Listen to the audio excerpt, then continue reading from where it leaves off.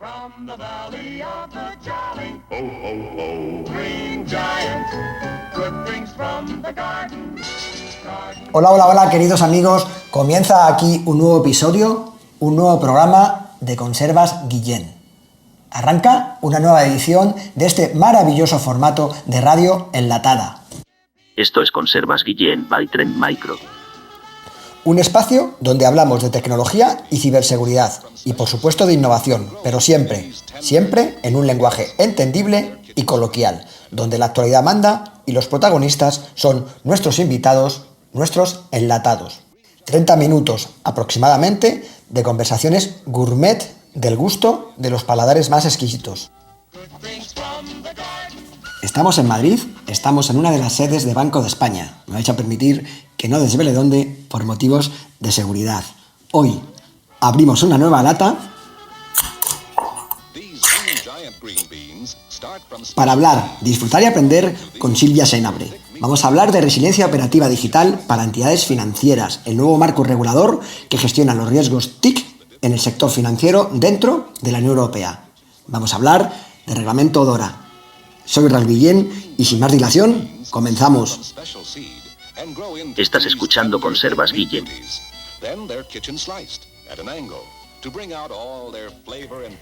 Qué alegría estar en el despacho de Silvia Senabre, aquí en Banco de España, porque además tengo que reconocer que yo a Silvia no la conocía con anterioridad, pero coincidimos en febrero o marzo en unas jornadas que organizamos para discutir y debatir sobre DORA. Prometo no hacer ningún chiste alrededor de DORA hoy. Y fue una sorpresa muy agradable, y de ahí le tiré públicamente la invitación a participar en Conservas Guillén, y yo creo que como ya te comprometiste, si Silvia es una persona y una mujer que cumple con su palabra, pues aquí estamos, grabando un capítulo de Conservas Guillén. En primer lugar, bienvenida a este formato de radio enlatada y muchísimas gracias por prestarte a participar. Muchas gracias a vosotros, porque habéis apostado por mí, aparte de ser la chica Dora, me habéis invitado a participar en esta conversación y la verdad es que os lo agradezco, ¿eh? Para mí también fuiste un descubrimiento y el podcast otro descubrimiento, así que bueno, es un lujo tener este diálogo. Muchas gracias. Además, los oyentes van a entender rápidamente por qué tenía tanto interés en que participara Silvia, porque es muy didáctica, tiene una capacidad de comunicación innata que creo que nos va a ayudar a descifrar los misterios de algo tan críptico para los ajenos al sector de lo que es una norma o un reglamento como es DORA, y vais a entender rápidamente por qué quería que estuviera Silvia hoy. No me gusta presentar al enlatado, a la enlatada, creo que es mejor y tiene más fuerza y nos permite también conocer mejor la parte humana y personal de la enlatada, en este caso, ¿quién es Silvia Senabre? Bueno, pues si hablamos de la parte profesional, que yo creo que es por la que tenemos que empezar, soy la jefa del Grupo de Riesgo Tecnológico en la Dirección General de Supervisión de Banco de España. Y ahora os explico un poco de qué va esto, ¿no? Porque todo el mundo cuando piensa en el Banco de España piensa en el supervisor del sector financiero, casi con los manguitos contables, pero hacemos otras cosas y supervisamos también la tecnología en las entidades que están en nuestro ámbito, ¿no? Y de hecho tenemos más de un grupo y más de una estructura para supervisar la tecnología en los bancos. Entonces, mi grupo, en el que hay 12 expertos, muy expertos, un equipo espectacular, es un grupo horizontal. Hacemos muchas cosas, desde vigilar test de penetración, desarrollo normativo, análisis horizontales con las entidades, externalizaciones tecnológicas. La lista es muy larga y no se trata de aburrir a nadie. Pero bueno, formamos parte de ese entramado de expertos que hacemos supervisión de riesgo tecnológico en el Banco de España, ¿no? La verdad es que es un trabajo muy divertido. Sí, porque además yo siempre lo digo, ¿no? Que el riesgo tecnológico, y no lo dice Raúl, ni lo dice Silvia, lo dice, pues no sé, algunos que no saben de esto, como el Foro Económico Mundial o el Departamento de Seguridad Nacional. El riesgo tecnológico es uno de los riesgos de mayor impacto en cuanto a la resiliencia de los países, de la sociedad, de las organizaciones, de las empresas. Los riesgos tecnológicos son riesgos del primer nivel cuando los extrapolamos a un análisis de riesgos. Con lo cual es fundamental que ese mapeo de riesgos y tecnología lo hagáis desde Banco de España. Yo creo que es un acierto. Te voy a hacer 3 preguntas así para conocerte mejor, fáciles, no te preocupes. No sé yo, ¿eh? Sí, fiarme de ti. Siempre. Una ciudad. Salamanca. Toma ya, es la primera Charra. Bueno, sí, soy de allí y la verdad es que me sigue pareciendo una ciudad espectacular, aunque ya llevo viviendo en Madrid muchísimos años y es mi segunda ciudad. Pero bueno, siempre tengo un sitio especial en mi corazoncito para Salamanca. Sí que tenemos algunos otros que han dicho ciudades castellanas, pero en Salamanca es la primera. Estoy de acuerdo contigo, es una ciudad maravillosa, una universidad estupenda, de las pioneras a nivel mundial. Es bonita, mucha vida, mucha gente joven. Mucho ambiente universitario. No quería decirlo exactamente así, pero me has entendido. Perfectamente. Efectivamente. ¿Y una comida? Uf, aquí me lo pones difícil, ¿eh? Es que me gusta mucho comer. Si tengo que pensar en algo no elaborado, o poco elaborado, o menos elaborado, el queso me fascina, todos los quesos. Tenemos además la suerte de tener una variedad increíble en España. Me vuelvo loca. Y luego probablemente me iría, si pensamos ya en un guiso, algún arroz de marisco, de pescado. Uy, qué bueno. Los orígenes alicantinos de mi familia paterna pesan mucho. Qué bueno, pues yo soy un enamorado de la cocina, me encanta la cocina y hago Eres muy cocinero. Muy buenos arroces. Luego hablamos tú y yo de eso, que me debes una invitación entonces Pues eso, a comprobarlo. Dalo por hecho y como está grabado, las promesas y la palabra dada se cumple siempre. Es algo además que me enseñó mi padre Antonio Guillén, que además es el que le pone nombre al podcast. Fenomenal. Y lo cumpliremos. ¿Y una afición? Pues tengo muchas, pero me gusta mucho la música clásica, que sé que suena como pedante, pero es No, que es por verdad, favor. me gusta mucho. Procuro ir cuando pueda a conciertos, a veces incluso a la ópera, aunque eso es más complicado conseguir entradas y tal. Y soy una lectora bastante voraz en general de todo tipo de cosas que caen en mis manos. Voy por temporadas temáticas casi, ¿no? Voy saltando de una cosa a otra. Pero... Compartimos aficiones, yo soy un enamorado de la música en general, pero yo tengo que reconocer que me descubrí la ópera de rebote por una influencia maravillosa de mi mujer, que también me gusta la música clásica, pero vamos, una buena ópera de Mozart, de Puccini, de Uf. lo que quieras, me da O igual. una muy dramática de Verdi, donde muere hasta el apuntador. Son como dramas, una soap opera, pero en versión música Además espectacular. se entiende muy bien las óperas de Verdi. Sí, sí. Estás escuchando Conservas Guillén. Vamos a hablar del tema principal del día. Como he adelantado anteriormente, me gustaría hablar de Dora, de destripar, de desentrañar, de explicar en un formato entendible y coloquial, como nos gusta hablar en Conservas Guillén, qué es Dora. Primero, si tuvieras que hacer una definición rápida, ¿qué es Dora? A ver, las siglas están claras, a pesar de ese nombre tan inofensivo, es un reglamento de resiliencia operativa digital. Y dices, ¿y esto de qué va? Pues esto es una norma que nos hemos dado para todo el sector financiero en Europa, con el objetivo de mejorar esa resiliencia del sector financiero. ¿Desde qué perspectiva? Pues la resiliencia de sus sistemas tecnológicos, de sus infraestructuras. ¿Y esto de ser resiliente de qué va? Va de dejar de preocuparte solo de protegerte, que por supuesto te tienes que seguir protegiendo, Sí. pero pensar, por mucho que haga, algo va a ir mal en algún momento. Siempre. ¿Cómo voy a estar preparado para ese momento en el que las cosas van mal y ya tengo que pasar a una fase de, bien, ahora necesito recuperarme de esto que me ha pasado y volver a la normalidad con el menor impacto posible? Hablaba en una de las conservas con Javi Torres de Alfans, de lo que era un poquito Dora, Lo conozco bien, más, sí. además, Muy buen amigo. Un fuerte abrazo, que es quien nos presentó además, Sí. y gracias a Javi estamos aquí hablando hoy.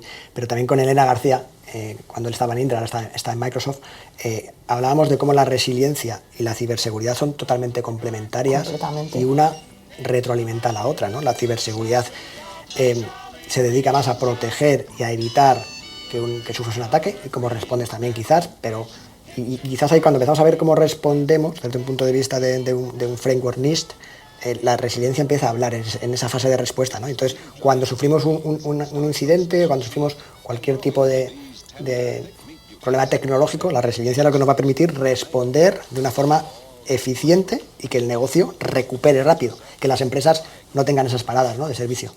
Efectivamente, porque al final, cuando hablas de resiliencia, estás juntando varios componentes, ¿no? La ciberseguridad clásica, como tú decías, estaba más enfocada a evitar que nos pasaran cosas adversas, Sí. sobre todo maliciosas, más centrada en el componente malicioso. Sí. La continuidad de negocio, más centrada en recuperar la actividad cuando algo la ha interrumpido.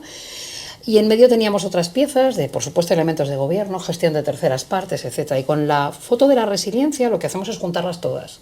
Es decir, porque al final, ¿qué es lo importante? Lo importante es que yo tengo una serie de funciones y de servicios que son críticos para mi negocio, no para mi departamento de tecnología, para mi negocio, y que necesito que funcionen a ser posible a toda costa. Y si no funcionan, tengo que ser capaz de restaurarlos y recuperarme lo antes posible, es decir, minimizar ese impacto si me ocurre.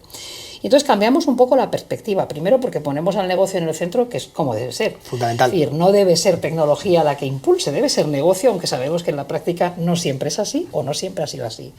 Y segundo, porque asumimos con mucha sensatez, por mucho que intente protegerme, algo va a pasar.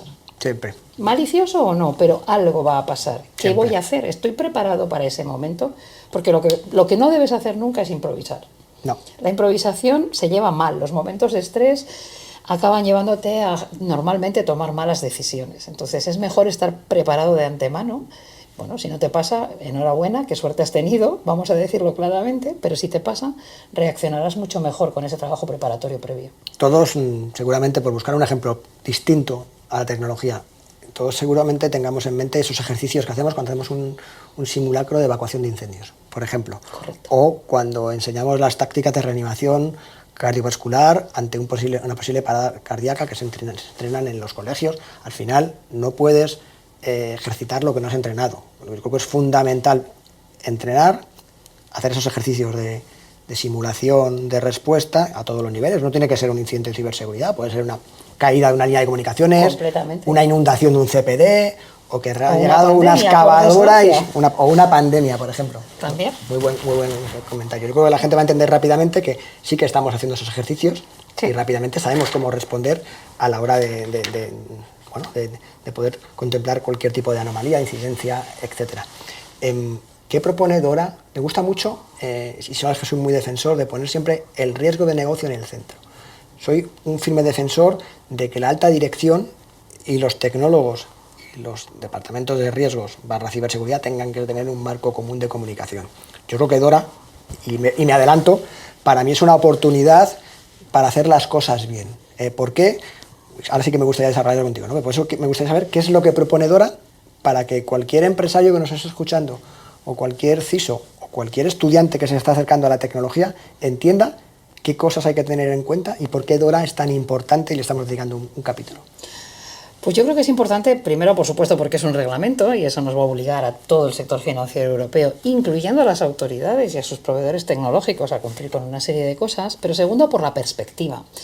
El poner en el centro el negocio obliga a que toda la organización se implique en este tema de la resiliencia y eso es fundamental porque hasta ahora veníamos de mundos en los que tenías al tecnólogo de turno intentando impulsar aspectos de ciberseguridad o de buen funcionamiento de los sistemas, el de continuidad de negocio pues intentaba también sus planes, a veces con escasa participación del negocio, pero bueno, los impulsaba, organizaba pruebas, hacía lo que podía. Hacía lo que podía y bueno, pues a menudo el consejo, la alta administración un poco desconectada de la realidad, ¿no?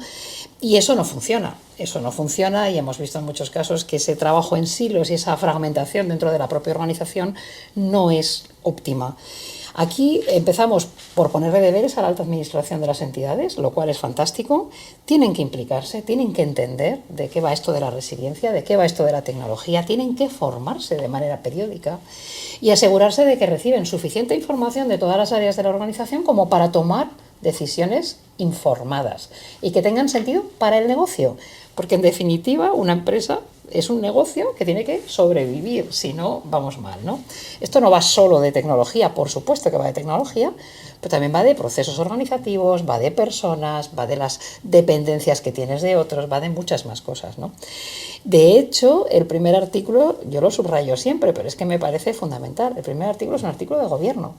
No empezamos hablando de sistemas tecnológicos, empezamos hablando de qué debe hacer la alta administración de una compañía. Empezamos por ahí, porque es por donde hay que empezar. Si no adoptamos ese enfoque top-down, si no empezamos de arriba abajo con el impulso de los que dirigen la compañía, es imposible ser resiliente sin ese impulso. Tienen que asignar recursos, tienen que entender, tienen que tomar decisiones estratégicas que tengan siempre la resiliencia como telón de fondo. Sí. Es un objetivo irrenunciable. Mira, acabas de dibujar otra vez, siempre lo hacemos, no sé qué ocurre, pero en todos los episodios, todas las conservas, hablamos siempre de la tríada tecnología, procesos y personas. Acabas de dibujar perfectamente este triángulo, esta tríada, donde además has posicionado, creo que con toda la intención del mundo, al gobierno en el centro. La tecnología, sin el gobierno correcto, no sirve de nada, los procesos, 3/4 de lo mismo. Creo que claramente entre otras cosas, es un marco, nos define un marco para poder entender un lenguaje común, ¿no? Muchas veces los tecnólogos hablábamos, y digo, porque yo vengo 30 años en tecnología, luego algunos menos en ciberseguridad, porque no existía como tal, pero los tecnólogos hablábamos un idioma, los de ciber ya te cuento, los de negocio no nos entendían. Yo creo que nos va a ayudar, claramente para mí una de las principales ventajas que tiene Tora, y por eso digo que para mí es una oportunidad, seguro que estamos de acuerdo, nos va a ayudar a definir ese marco común donde hablemos el mismo idioma y donde alineemos objetivos. Totalmente. Yo creo que es una gran oportunidad, aparte de que, bueno, pues por supuesto plantea dificultades, retos, esfuerzos para todos, no solo para las entidades, también para nosotros como autoridad, pero yo creo que es fundamental porque nos hemos estado quejando durante años, yo también vengo del mundo técnico, ¿no?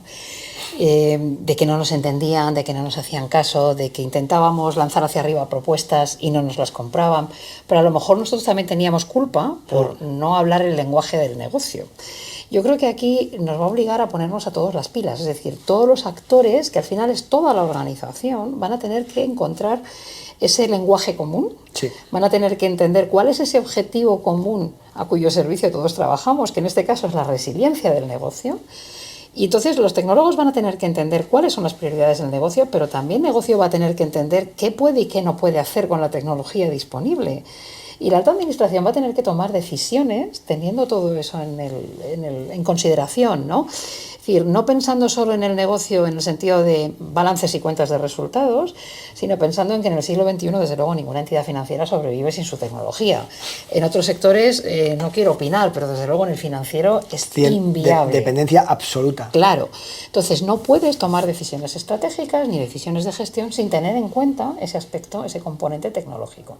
Y eso obliga a que los consejos entiendan más de lo que entendían hasta ahora, se formen más y mejor y se aseguren de recibir toda la información que necesitan.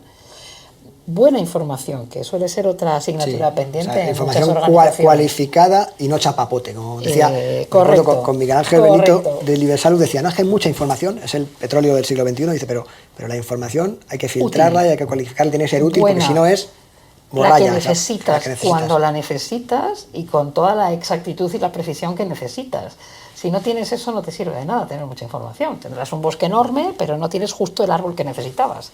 Por eso al final hablabas de que la resiliencia es cosa de todos, porque tenemos que ser capaces de alinear los objetivos que cada compañía, aunque estamos trabajando en sector financiero y no solamente afecta a bancos, tenemos que abrir un poquito la mente porque afecta a entidades crediticias, a cualquier empresa que tenga gestión de cash o de dinero electrónico, aseguradoras, muchos más sectores de los que nos pensamos, pero es que además creo que tú lo has dicho claramente, no estamos poniendo al riesgo en el centro, por eso es fundamental que ese riesgo se maneje en la alta dirección y desde un punto de vista holístico en esos riesgos tecnológicos, que por cierto son riesgos de negocio del primer nivel. Cuando bajamos un nivel más, en un segundo nivel, sin quedarnos en la alta dirección, ¿qué cosas concretas propone Dora para garantizar este nivel de madurez? Pues fíjate, empieza por decirte que tienes que tener trazadas tus funciones de negocio hacia abajo, en el sentido de que seas capaz de identificar todas las piezas que necesitas para prestar esas funciones de negocio, ¿no? Para poder realizarlas. Y esas piezas incluyen, por supuesto, todos los activos tecnológicos, los terceros, las personas, cualquier cosa que te haga falta. Eso puede ir, aunque Dora se centra en la parte tecnológica, desde un edificio, un proveedor, un contrato, por supuesto, los datos, los sistemas, todo. Porque claro, no puedes garantizar la resiliencia de algo que no sabes de qué está compuesto, que no sabes en qué se apoya. Y eso parece muy simple, pero no es tan sencillo. No. Y si piensas en una gran entidad financiera con miles de sistemas que cambian todos los días, simplemente mantener ese inventario actualizado, todos sabemos que es complejo, pero es irrenunciable. O sea, Dora también habla de tecnología, por supuesto, y habla de criptografía, y habla de segmentación de redes, y habla de backups, por supuesto que habla de estas cosas. Pero empieza por decirte, identifica tus funciones de negocio y sobre todo aquellas que son críticas, identifica todo lo que necesitas para poderlas realizar. Todo. Sí. Eso, aunque parezca tan evidente y una verdad de pelo grullo, suele ser uno de los grandísimos retos para las organizaciones.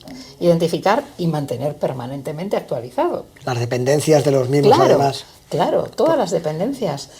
¿Cómo proteges aquello que no sabes que tienes? Si tú no sabes que cuando falla una cierta pieza se te caen 3 procesos que se apoyan en esa piececita concreta, que puede ser algo tan trivial como un switch de red. Recordemos el caso de BlackBerry, por ejemplo, hace muchos años. Por ejemplo. Los más antiguos del lugar se acordarán. Sí. No vas a poder anticipar el impacto y no vas a poder establecer medidas adecuadas encaminadas a reducir ese impacto o a intentar impedir que te ocurran las cosas, ¿no? Entonces, pues al final todo tienes que ser capaz hilvanado. de levantar, de identificar Claro. y de clasificar según riesgo, además. Por Entiendo. supuesto. Fundamental añadirle un KPI o un valor. Totalmente, en el- es la criticidad que tiene eso para tu negocio, evidentemente. Y a partir de ahí empezamos a establecer medidas para protegerlos, para recuperarlos.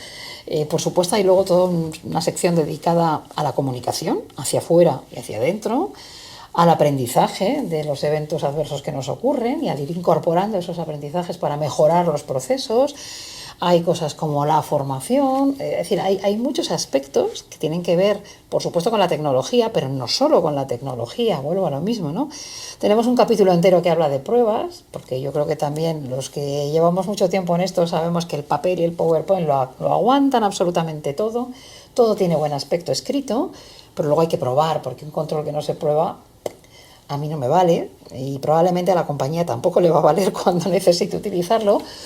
Es decir, hay muchas cosas en DORA, ¿no? Y siempre con ese factor de proporcionalidad que en la práctica es uno de los mayores retos para la implementación.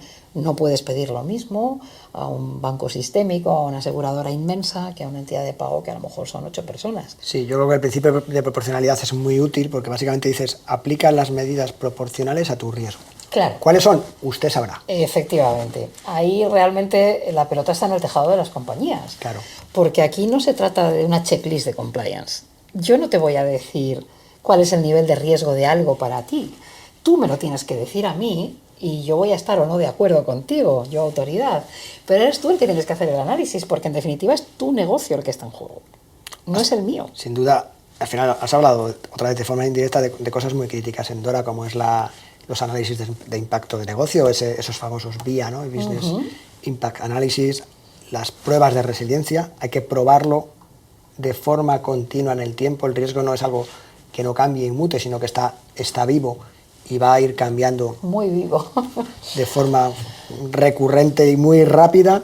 Y luego has hablado de una cosa que no es importante apenas, como es la cadena de suministro o la relación con terceros. Nada, es una cosa trivial y fácil de gestionar. ¿Qué dice de esto? Pues dice mucho y además ha sido casi el capítulo más sonado de DORA, es el capítulo 5, ¿no? Tiene una primera parte que es, bueno, tú, entidad financiera, debes gestionar a los terceros en los que te apoyas. No puedes ser resiliente si te apoyas en alguien que no es resiliente o no al nivel que tú necesitas. Hasta ahí relativamente pocas novedades respecto a lo que ya teníamos, pero luego damos un paso más, ¿no? Que es reconocer que ahora mismo en el sector financiero europeo hay proveedores que son tan claves que si se nos tambalean esos proveedores, se nos tambalea todo el sector financiero. Eso así dicho suena muy tremendista, pero es una realidad. Es una realidad. Tenemos algunos proveedores muy críticos, que en general son compañías ni reguladas ni supervisadas. Toma ya. Sí, es una situación que uno se pregunta cómo hemos podido llegar hasta aquí sin reaccionar antes, ¿no? Entonces, ¿qué plantea DORA? DORA plantea, bueno, identifiquemos a esos proveedores, en este caso tecnológicos, que son tan críticos para el sector financiero europeo y establezcamos una supervisión sobre ellos enfocada a, bueno, ver si su resiliencia es la que necesitamos, ya que tenemos tantas compañías que se apoyan sobre ellas. Tenemos que pensar que hablamos de proveedores críticos para el sector financiero a nivel europeo, pero es que el sector financiero es crítico a su vez ¿Podemos citar para la economía. algún ejemplo que puedas citar? ¿Alguno? Pues mira, no hemos hecho ese proceso de identificación, ¿vale? Porque esto es algo que empezaremos a hacer el año que viene, una vez que ya DORA sea de aplicación, a partir de la fecha mágica de enero de 2025, 17 concretamente. Y ahí las entidades a partir de, no sé, febrero, marzo nos darán las listas de contratos que tienen con terceros tecnológicos, agruparemos con una serie de criterios y sacaremos una lista que será pública, aquí no habrá secretos, de quiénes son esos proveedores más críticos. Yo creo que todo el mundo está pensando al menos en algunos nombres que sin duda van a estar en esa lista, pero no te puedo dar una lista ahora porque no está hecha. No, pero sí que sabía que la pregunta tenía trampa, pero no buscaba que me dieras una respuesta, sino que... que contara un poco cómo va a ser, claro, y va a ser con luz y taquígrafos, también os lo digo. Que cómo va a ser y además que se entienda que yo creo que el Banco de España además de ser regulador, va a hacer una labor analítica, consultiva y de compartir información muy útil. Vais a ser claves a la hora de identificar cuáles son esos riesgos que comparten múltiples entidades o múltiples organizaciones. Es fundamental. Realmente aquí se va a hacer a nivel europeo. Nosotros somos Bueno, una pieza más digo de Banco ese España es porque al final Banco España efectivamente. en Sí, España, sí. pero el Banco Central Europeo. Fíjate, aquí a la Comisión Europea le daba miedo que esto pudiera tener sesgos nacionales o sectoriales, ¿no? Sector seguros, Sí. o sector mercados, o sector Consorcios, bancos, etc. Entonces decidió que esta supervisión se hiciera a nivel europeo. De tal manera que hay un marco en el que lideran las 3 autoridades sectoriales a nivel europeo, que son EBA, ESMA y EIOPA, pero todas las autoridades competentes, que somos como 50 autoridades de 27 países, estamos ahí participando activamente y supervisando a estos terceros, ¿no? Entonces yo creo que bueno, la idea es muy bonita, la puesta en práctica os podéis imaginar que fácil no es. No. La toma de decisiones tiene su intríngulis, ¿no? 27 países, más de 50 autoridades, imaginaos, cada uno somos diferente, pero es verdad que hay mucha voluntad política porque esto salga adelante, porque a todos nos parece un proyecto interesante, necesario, muy chulo, ¿para qué vamos a decir otra cosa? A mí me encantaría poderme remangar ahí y estar en el día a día. Y yo creo que va a ser muy útil para el sector y probablemente, quizá, un modelo a seguir para otros. Esto es Conservas Guillem by Trend Micro. Yo soy muy crítico cuando tengo que serlo y soy un firme defensor de que la Unión Europea nos está dando unas directrices claras y nos está definiendo un marco para trabajar juntos y todos a una. Yo creo que soy un defensor de ese tipo de nuevo paradigma regulatorio de la Unión Europea. Yo creo que es replicable a cualquier otra región y estamos siendo pioneros en ese aspecto. Nos quedan 2 minutos, 3, esto va muy rápido. Hay un tema que no hemos tratado, que es la compartición de información y el reporte de incidentes. Pues mira, sobre el reporte de incidentes se establecen obligaciones claras, ¿no? Las entidades tienen que reportar incidentes en que tiempo y cumplen forma. con ciertas características, los más importantes. Sí.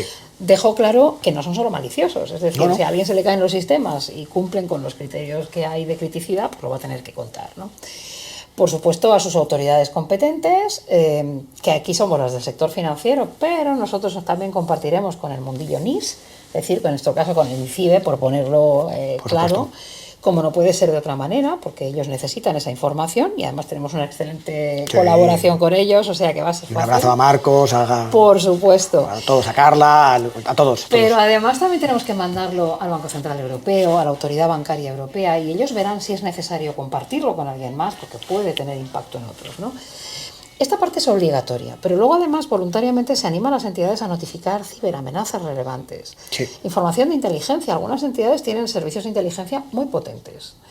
¿Por qué no compartir con el resto? ¿No? Si es que eso puede ayudarnos a todos, puede ayudarnos a construir una inteligencia colectiva de la que todos nos beneficiemos. Sin duda. Y hay que dar ese paso, porque a todos nos gusta recibir información, no tanto compartirla. Pero es que los malos sí que comparten. Muchísimo, Están más de lo que nos organizados. gustaría. Nosotros, por un mero ejercicio de resiliencia y de defensa, tendremos que compartir información para aquello que debamos decir, hacerlo para que no se repita. Te iba a preguntar, pero es que nos hemos quedado sin tiempo, si veías sentido o le veías aplicación a DORA más allá de su marco de actuación actual, recordemos, ¿no? Entidades financieras, bla, bla, bla, bla. Sin ninguna duda, yo creo que podría ser un modelo exportable a otros sectores, muy críticos también, porque al final armoniza, establece un marco común para todos y eso es muy bueno. Independientemente de la proporcionalidad y de las especificidades que puedan tener determinados modelos de negocio, pero hay líneas rojas que todos deberíamos cumplir, porque si no nos estamos haciendo trampas al solitario. Sí.